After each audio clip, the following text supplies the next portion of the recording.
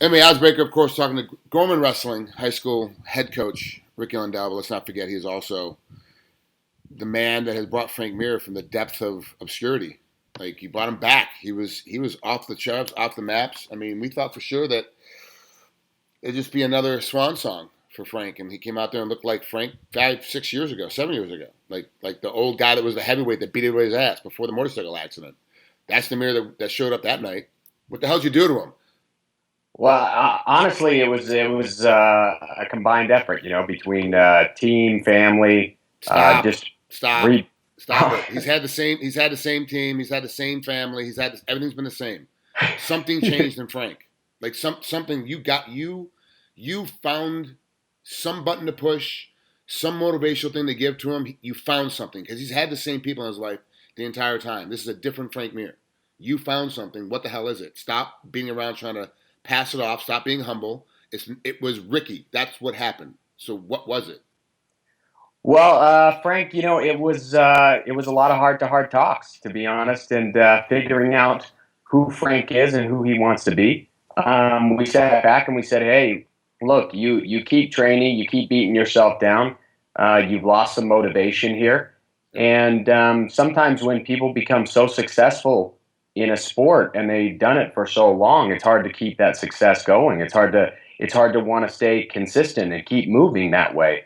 And you competed at the very highest levels. You know exactly what I'm talking about. It's hard, and you've had the best guys around you, Frank. So you've seen it firsthand. Frank Mir, he ran into those same troubles and those same hardships. And when you start to lose, as a true competitor, you and I both understand you don't like losing in a game of checkers, let alone losing big fights. I mean, in front of everybody and having the world see it, and then every media news site, every person, everything. Whether you're fighting top five in the world or not, fans get fickle and people just say, man, it's over. Your career's done. You're nothing. So taking Frank, sitting back with him and having a real heart to heart and saying, okay, where do we want to go with this? How serious do we want to take this? Are we ready to take it to the next level? I mean, I'm gonna put together the numbers. I'm gonna put together the statistics. I'm gonna break down these camps from start to finish, and we are going to follow this schedule, and it is going to be solid. It's like an NFL camp. I mean, and it starts at the beginning and it goes hard from the beginning to the end. But the big thing is that we work on recovery a lot more than most camps do, and I think that's something missing in a lot of camps. And because when we're wrestling, what are we doing all the time? It's like, go harder, Yeah. get in there, go meaner, get tougher, Yeah. get more, and that bleeds over. When really sometimes it's about recovering, rehabilitation, bringing your body back where it needs to be, and that's not just physically, Frank. It's emotionally, and we had to spend a lot of time there for Frank.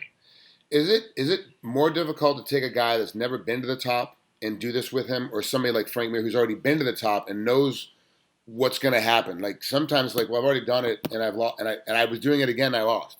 So like, why do it again? And the other side of it is the kid that's never done it before is like, I don't know what it's going to take to get there, and Frank, I really want to put that the is work in. that is such a good question because really a lot of the guys, if they're motivated, they don't know what's coming for them, so they just keep moving forward and they get there to the top and they're surprised and everybody's excited. But then when you lose, you already have been there. You knew how tough it was. You Yeah. knew how hard it was. And it's very, very hard to find individuals that will attempt a title shot, take time off, then go back and attempt a title shot. That's a different kind of human being. Yeah. That's not your normal person that jumps in, dabbles, finds out that it was hard and leaves. It's a person that has achieved and then their heart's ripped from them and then they decide, no, that's not me. I'm going back there and I'm going to try again. And I would say it's more difficult with veterans of the sport. It is much more difficult because they have to find themselves and then they have to overcome the demons that have shown up there.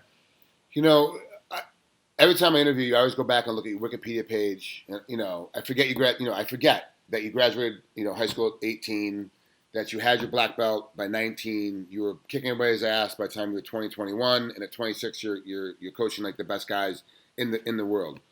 You're a young guy. You could have competed a lot longer than you did. You could have kept going forward. Your technical skill is when you have like Neil Melanson talking about the best grappling coach in the world, he's pointing at you. When you've got Gracie guys, the family that started the sport that we're in and the sport that pays us, they're going, no, you gotta go talk to Rick Lundell. You're like you're the coach, but do you ever miss being a competitor? Even not I'm talking about MMA, but even just at the grappling level, do you still miss it at all? Like, do you still want to go out there and go, you know what, I want to gear up and get in a training camp myself?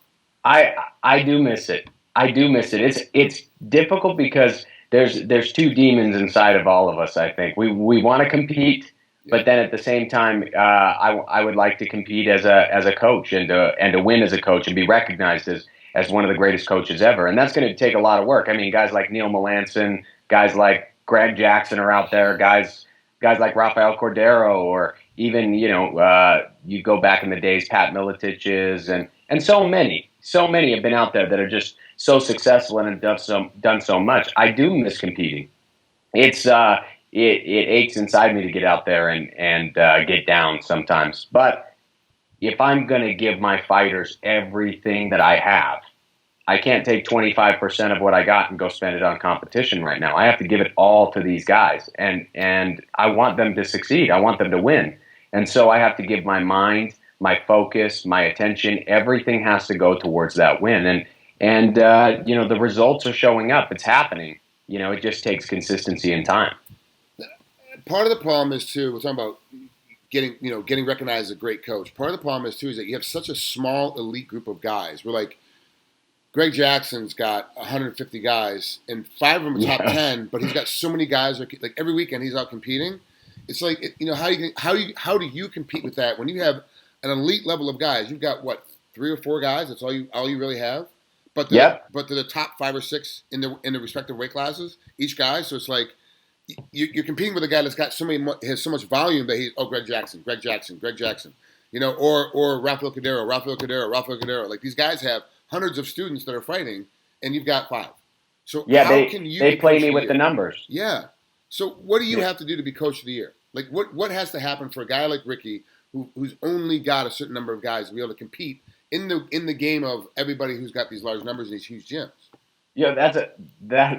Frank, you always have the great questions, man. You always rock them out. I mean, in truth, a lot of it, people ask me why I don't have a bigger stable, and a lot of it comes down to synergy. I want to give my life and my all to my fighters, and I don't just want to run a class at 10 a.m. and whoever shows up, and who doesn't, and whoever makes it through the fire, they win, and if they don't, whatever. No, I got to spend a lot of time on these camps. I spend a lot of time. I write up a game plan. My game plan for Frank Mir was 35 pages. It included pictures, referencing, statistics, how the fights actually play out with Todd Duffee. Same thing with Bigfoot Silva. And all of my game plans run that way. I've done that since the days of Sean Shirk and since the days of Kevin Burns. I mean, I've been doing that for a long time. And so putting game plans together like that, if you have 150 guys on the mat, you're not going to do it. You can only have so much time in the day. So a lot of the reason I'm not out there actively seeking more and more and more people is because quality starts to diminish. You can't give everything you're capable of giving. And you know that. You've trained so many, Frank. So that's a big part of it. I mean, that's huge. For me to be coach of the year, I think a lot of it comes down to people recognizing what I have been doing overall inside the sport and the ways that I actually coach, what the benefit of what I do is. If you look at a guy like Frank Mir, for instance, this guy was down and out. He was on his way to a spot where he was leaving the sport. He considered retirement. I don't think anybody inside the UFC didn't consider retirement for him, right? I have Travis Brown. He came off a serious injury against Verdum, was able to rebound against Schaub, and now's up for fight of the year against Andrei Arlovsky, which was an incredible battle, period. And then you take Carlos Condit. He was also injured out in a freak accident inside the cage. Now he's up for the title shot. So I think the big things that I would say, Frank, is, one, I stand by my fighters. I'm not out there just recruiting any name I can get. I take the guys that I have and I put my time into them, and I look to make them succeed in any way that I can. And I really work hard with them. And I think I've proven across the board that I can be a specialty coach. I can go into anybody's camp I can work alongside any coaches out there. I can be a game planning coach, and I can be a head coach. And those things put together, I think that gives me an edge inside of there. I have quality over quantity. So with Carlos Condit, what's your specific role with Carlos? Are you head coach, specialty coach, or game planning coach?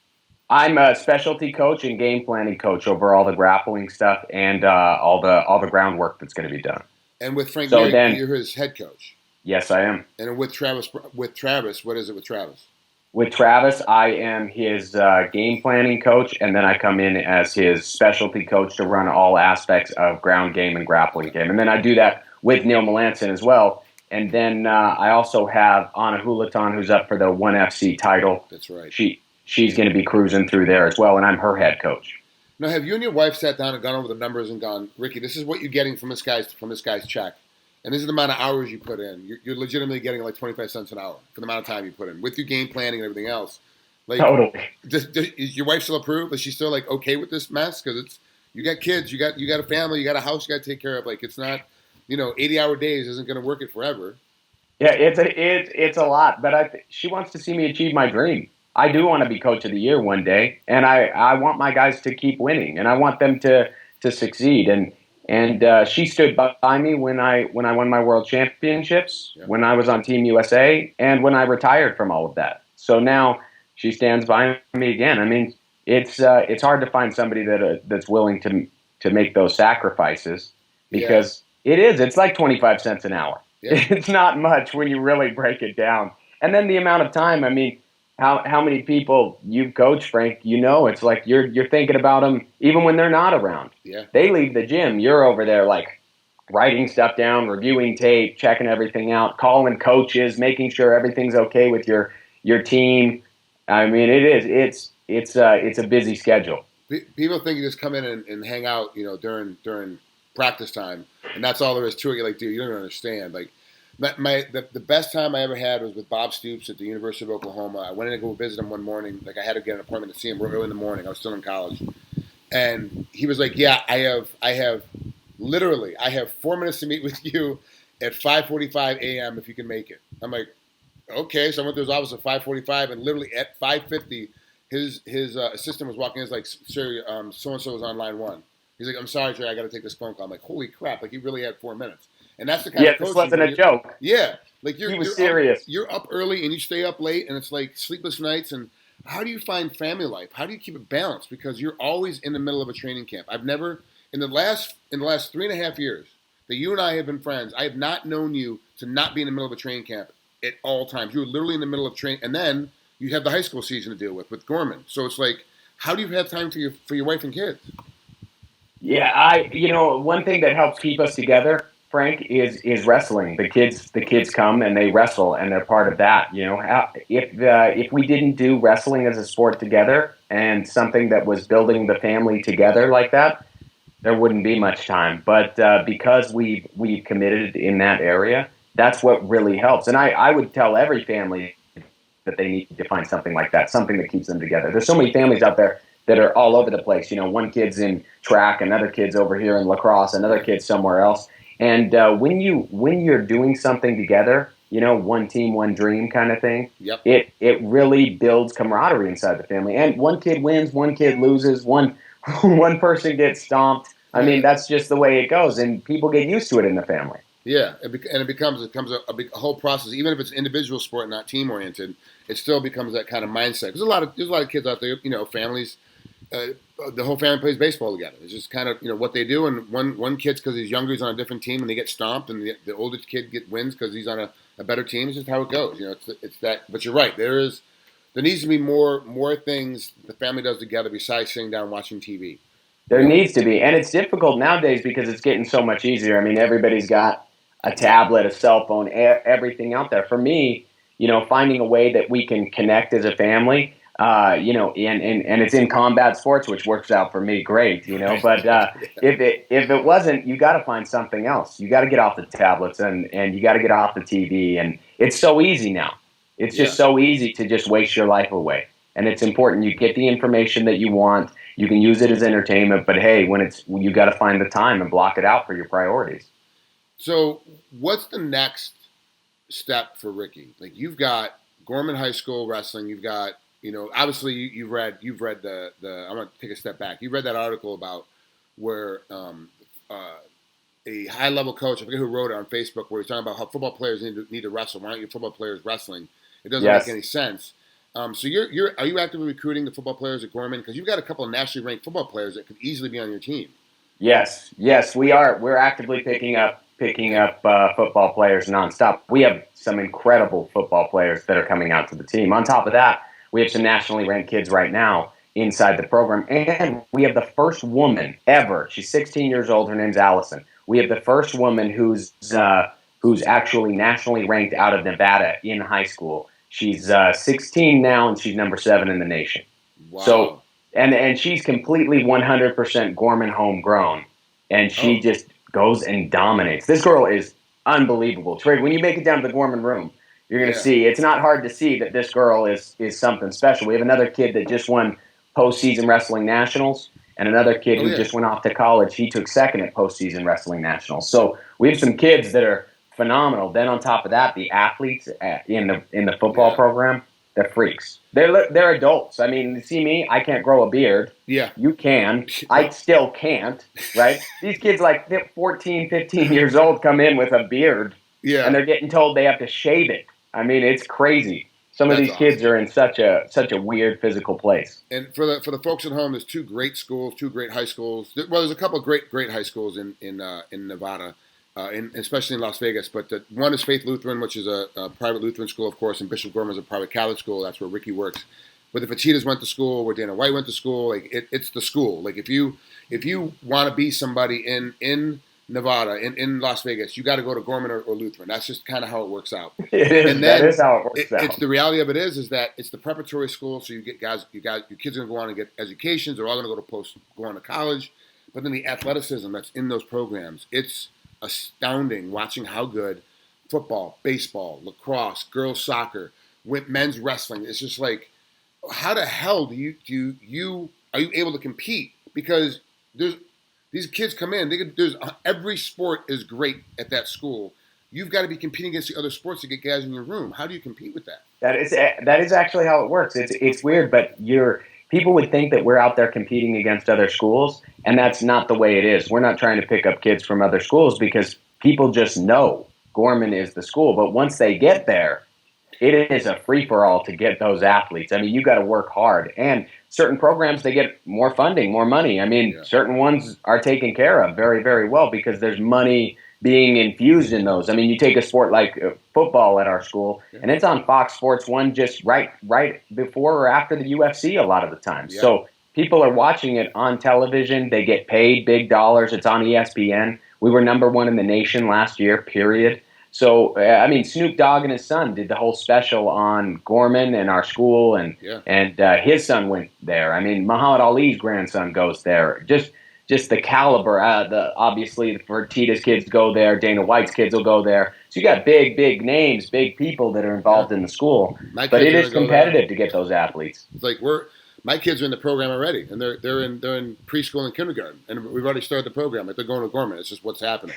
And so you've already started that path. Okay, where do we dump them into private school? What school can they go into? It's a process because you have to have your kids have success. Do you think that MMA is going to start getting that kind of mentality where parents like us are going to take our kids at 6 and 4 and 10 and going, okay, well, you've been gravitating towards boxing, so we have to move you in this level. You're gravitating towards jiu-jitsu, so we're going to move you in this level so you have a future in it. Not only get an education, but also too you have to move on and get in the pro ranks. You think MMA is going to kind of go in that direction too? I think it has so far for blue collar individuals. Now, the bigger sports, they tend to be white collar individuals who can afford the coaching, the private training, the stuff that it really takes to get to the NFL or NHL or any of those big sports. Inside of the UFC right now, I don't see a lot of parents being like, oh man, there's so much money. We should get our kid involved and make sure he makes a ton. However, the gym rat guys, there's a lot of guys out there. They do it for pride. They do it just to be the best and to see their child be the best. Those guys are the up-and-comers. It's the blue-collar guys still that are out there making the wins happen. When the money starts coming in, when it starts getting really financially viable to have your son become a phenomenal mixed martial arts fighter, you could see a lot of guys starting to push their kids down that path. Let's talk about the last emperor, Traitor Malenko. Is he making his? Do you think he's actually going to come back? The rumors are out. And if he comes back, is he viable as a top 10 heavyweight? Dude, Frank, that's another great question, because I've been mowing over Fedor for a while. Obviously, I mean, a fight between him and one of my fighters, like a Travis Brown or Frank Mir, I mean, that's very viable, and that would bring in huge dollars, period. Old school fighters like a Frank Mir.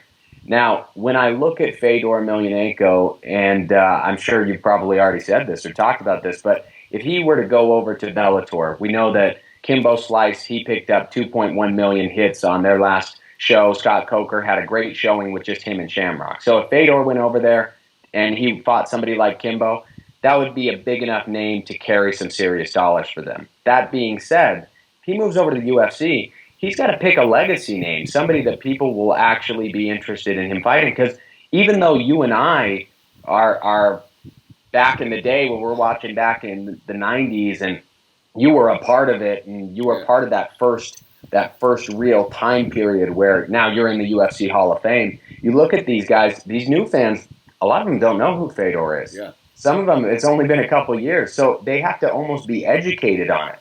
And the old school fans will tune in, but it's got to be a legacy name. It's got to be something fun. I could see Crow Cop versus Fedor again coming back in, Fedor versus Nogueira. But a Fedor versus like a Frank Mir, I don't know how I know how Frank Mir will come in right now. He'll come in solid. Yeah. Fedor's been out a while, and he's on that losing streak. And I've been through this with a Frank Mir. I've been through this same problem.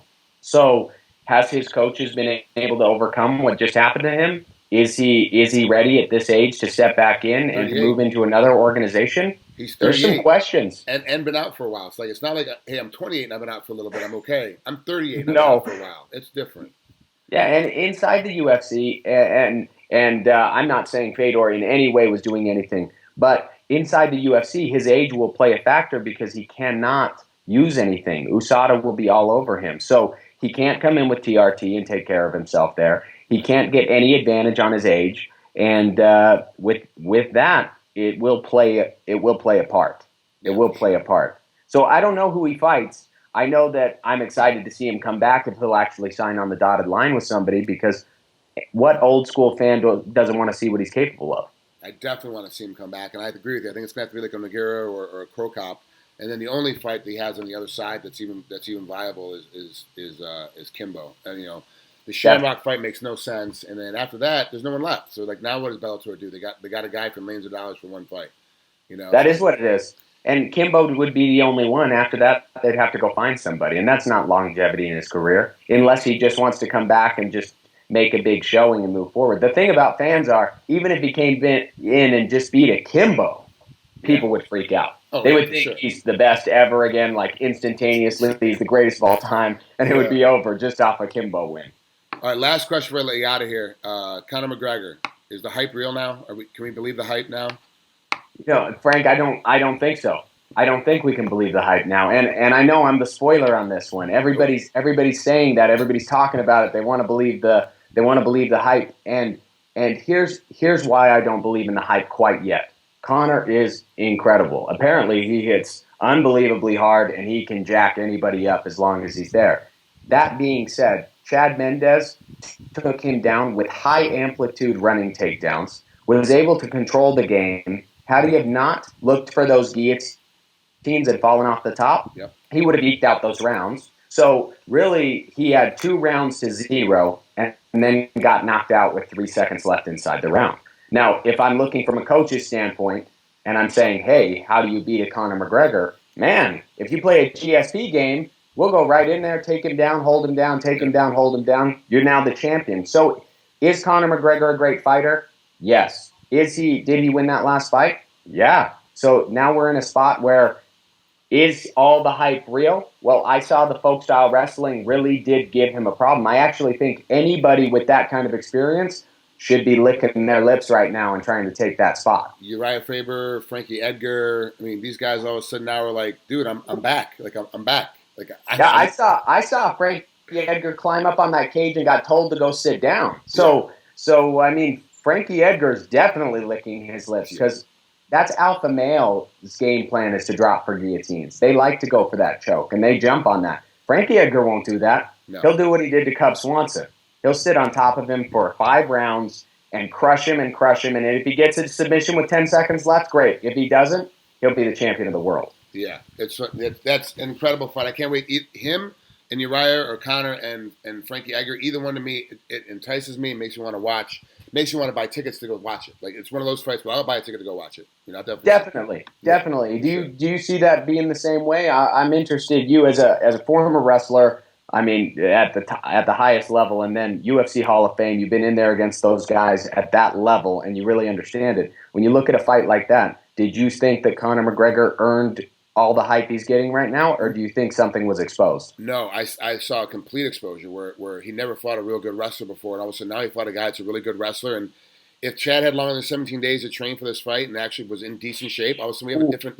And I'm not talking great shape. I'm talking if he was in decent shape, all of a sudden now he wins 5 rounds to none, and that's decent shape. You get him in great shape. You know, unless Conor gets lucky and smashes him or something as he's running in, he's going to get taken down at will whenever he wants to. I agree with you, though. The Team Alpha Male style is to jump for that guillotine, and that's what screwed everything up. He needed to stay on top. I'm a big believer, and you know this from watching with Neil and how much Neil has taught me. When you're on top, you stay on top. You don't switch positions to go on the bottom. You don't look for something and try to get underneath them. If you're on top, you stay on top.